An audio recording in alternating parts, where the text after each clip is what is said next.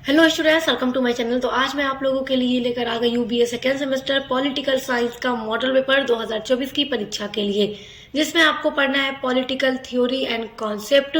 तो जैसा कि स्टूडेंट्स, अगर आप बीए सेकेंड सेमेस्टर में है, पॉलिटिकल साइंस पढ़ रहे हैं यानी राजनीति शास्त्र आप पढ़ रहे हैं और आपकी परीक्षा होने वाली है, क्योंकि सभी यूनिवर्सिटीज में एग्जाम चल रहे हैं और आप परीक्षा देने वाले हैं पॉलिटिकल साइंस की इस 2024 में, तो आपके लिए यह वीडियो बहुत ज़्यादा हेल्पफुल होगी, क्योंकि इसमें मैं आपको आपका पूरा 2024 के मॉडल पेपर का जो क्वेश्चन है वो बताने वाली हूँ, अति लघु के लिए, लघु के लिए और दीर्घ के लिए, कि कौन से ऐसे क्वेश्चन होते हैं जो हर बार परीक्षा में रिपीट होते हैं और आपसे भी पूछे जाएंगे और वो महत्वपूर्ण है आपके लिए। तो ऐसे कौन से क्वेश्चन होते हैं, आज की वीडियो में वही सब कुछ आपको बताने वाली हूँ। तो वीडियो में एंड तक बने रहिए और पूरे क्वेश्चंस को देखिए, ताकि आप इनको अच्छे से तैयार कर सकें और परीक्षा में अच्छे से अच्छे अंक प्राप्त कर सकें। तो चलिए वीडियो शुरू करते हैं। तो आपका जो खंड अ होता है वो अति लघु उत्तरीय प्रश्न होता है, जिसमें आपको 10 प्रश्न दिए जाते हैं और प्रत्येक का उत्तर आपको लिखना होता है 50 शब्दों में।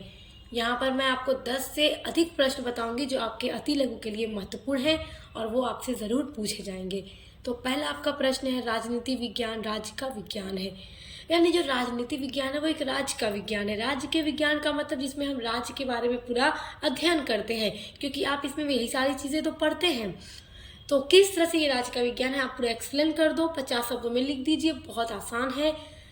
दूसरा आपका महत्वपूर्ण प्रश्न है, लोकतंत्र क्या है, ये 100% पूछा जाएगा। तीसरा प्रश्न है, राज्य की उत्पत्ति का सिद्धांत बताइए।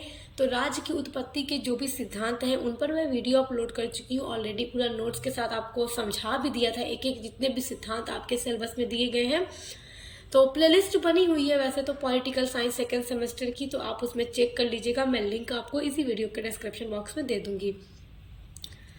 चौथा महत्वपूर्ण प्रश्न है आपका, राजनीतिक दल क्या है, ये 100% पूछा जाना है। पांचवा है, व्यवहारवाद क्या है, ये क्वेश्चन भी महत्वपूर्ण है।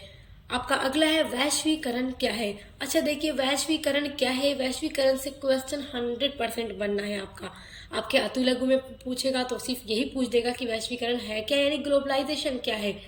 और देखिए ये लॉन्ग में भी पूछता है, तो लॉन्ग में क्या पूछ सकता है, इसका महत्व पूछ सकता है या फिर इसके लाभ या हानि पूछ सकता है। ठीक है, तो ये चीजें आप देख कर जाइएगा, वैश्वीकरण से प्रश्न बनना ही बनना है। अगला क्वेश्चन है, राजनीति विज्ञान एक कला है। तो राजनीति विज्ञान एक कला है तो स्पष्ट कीजिए किस तरह से है। जैसे राजनीति विज्ञान राज्य का विज्ञान है तो स्पष्ट करने के लिए पूछा जाएगा, उसी तरह से ये एक प्रश्न भी परीक्षा की दृष्टि से महत्वपूर्ण है। अगला है, स्वतंत्रता और न्याय। स्वतंत्रता के बारे में एक्सप्लेन कीजिए और न्याय के बारे में लिखिए कि ये है क्या चीज। अगला है, राजनीति विज्ञान और समाजशास्त्र। अगर अति लघु में इस तरह से लिखकर छोड़ दे, राजनीति विज्ञान और समाजशास्त्र, तो बस आप समझ जाइए कि आपको इन दोनों के बीच में अंतर लिख देना है।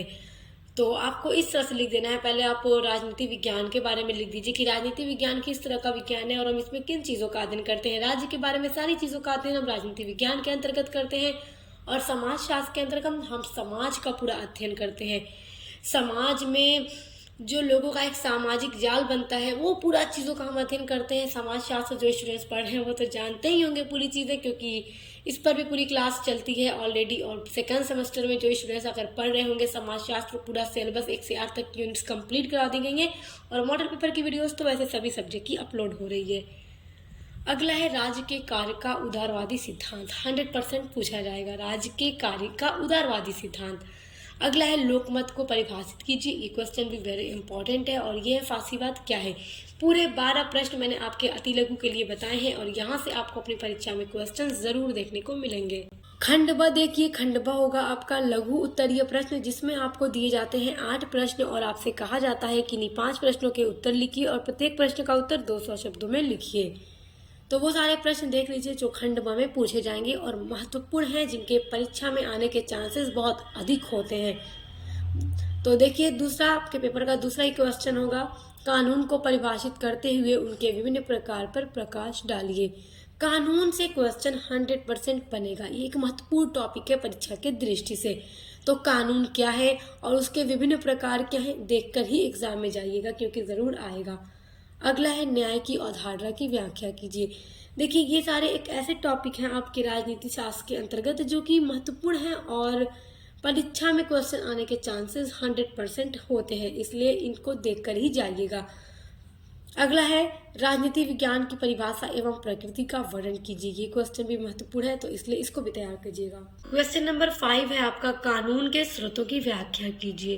कानून के स्रोत, ये सारे क्वेश्चन देखिए पूछे भी गए हैं, पिछली बार के मैंने पेपर देख रखे हैं, तो परीक्षा में पूछा भी गया था। तो जो महत्वपूर्ण होते हैं उनके रिपीट होने के चांसेस होते हैं, और जिन्होंने अभी तक कुछ भी नहीं तैयार किया है तो ये मॉडल पेपर तैयार कर लेंगे तो बहुत अच्छे से वो अपने एग्जाम को दे लेंगे, क्योंकि यहाँ से सारे क्वेश्चन जरूर आएंगे, आपको परीक्षा में देखने के लिए जरूर मिलेंगे।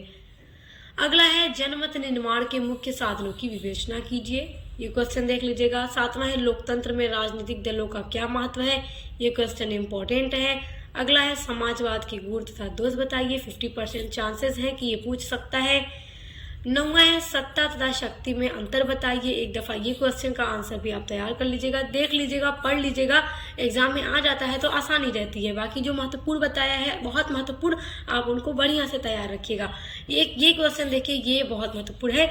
एकात्मक और संघात्मक सरकार में अंतर स्पष्ट कीजिए। ये महत्वपूर्ण है, परीक्षा के लिए अधिक महत्वपूर्ण है। सेक्शन सी आपका देखते हैं।